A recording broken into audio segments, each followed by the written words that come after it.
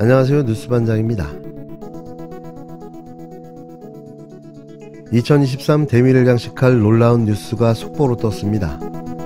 이런 걸 면죄부라고 하죠. 법무부가 윤석열 검찰총장 징계 취소 2심 판결의 상고를 포기했습니다. 결국 이러려고 짜고 치는 고스톱을 계속 해왔던 건데요. 대한민국 법꾸라지들에게 국민 모두가 기만당하고 만 겁니다. 한동훈과 윤석열은 대체 이 죗값을 어찌 받을까요?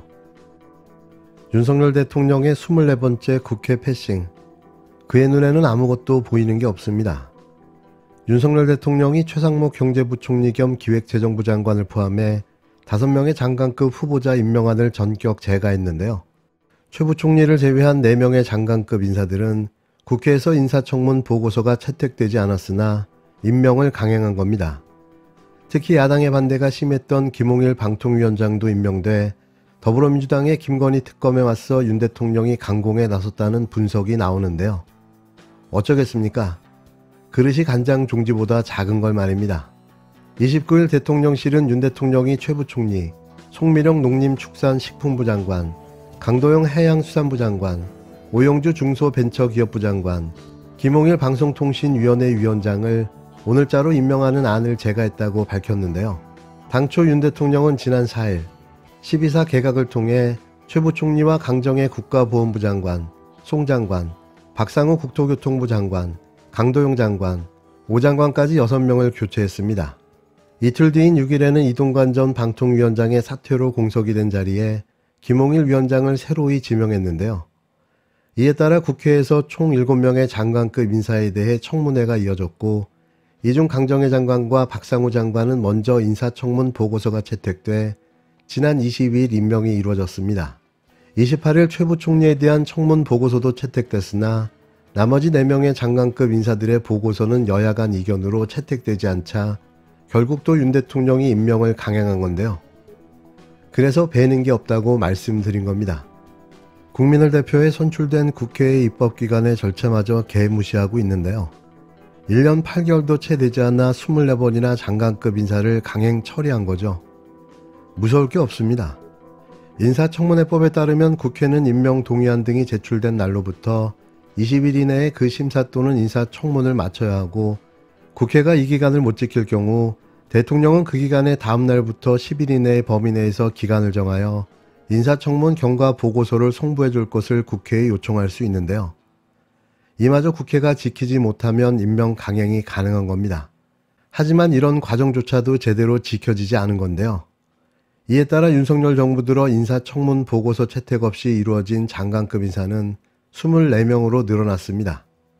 윤 대통령의 이 같은 강수는 전날 민주당이 김건희 특검법을 단독으로 본회의에서 통과시킨 데에 대한 맞대응이라는 분석이 나오는데요.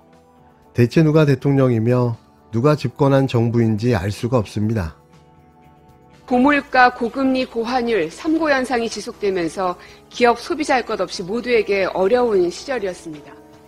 무역 수지는 208개국 중 200위라는 처참한 성적표를 받았고 반면 OECD 국가 중 비정규직 순위는 2018년 7위였던 것이 이제는 1위가 되어버렸습니다. 건전재정만 외치던 정부는 갈수록 커지는 가계부채를 눈덩이처럼 불어나고 있지만 안하무인입니다. 외교 문제로 대중무역은 2021년 25.3%였던 것이 2023년엔 18.2%로 쪼그라들었습니다. 잼버리 파행, 엑스포 부산 유치 실패, 남북대화 단절과 대치 심화로 계속 수위를 올리고 있는 북의 도발을 정부는 단 하나도 막지 못하고 있습니다. 묻지마 살인, 서희초 교사의 안타까운 죽음, 또 수사기관의 피의사실 공표와 사이버 레카 수준의 언론 보도는 한 유명인을 떠나보내게 만들었습니다. 그런데 이 상황에서 대통령은 노조법도 방송법도 양곡관리법도 모두 거부하고 급기야는 아내 한 명을 살리기 위해서 대통령의 권한을 사용하는 지경에까지 이르렀습니다. 민주당의 모습도 돌아보지 않을 수 없습니다. 얼마나 많은 국민들에게 버팀목이 되고 대신 싸워주는 역할을 했는지 반성하게 됩니다. 엊그제 김홍일 방통위원장 후보자 인사청문회를 했습니다. 아무 죄가 없는 26살 젊은 청년을 살인죄로 기소한 자가 30년 만에 나타난 피해자 앞에 무릎 꿇고 사죄라도 드리겠다고 말해야 하거늘, 그리고 그러한 대답이 나올 것이라고 기대했지만 뻔뻔하게도 열심히 수사를 그 당시 했을 뿐이다. 당시엔 살인으로 볼 수밖에 없었다. 는 말을 되풀이하는 걸 보면서 분노하지 않을 수 없었습니다.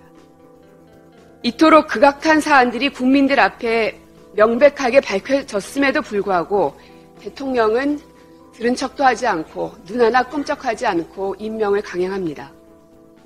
30년의 한을 풀어주기는커녕 같이 울어주는 것밖에는 할 길이 없다는 사실에 참 무력감마저 듭니다. 당 내에서도 과도한 단합은 전체주의가 되고 과도한 다양성은 분열이 된다는 생각에 그 균형을 맞추고자 무척 노력했습니다. 하지만 여전히 문제가 해결되지 않는 것 같아 이 또한 부족했다는 반성이 듭니다. 정치에 대한 혐오가 국민들의 마음속에 가득한 것 같습니다.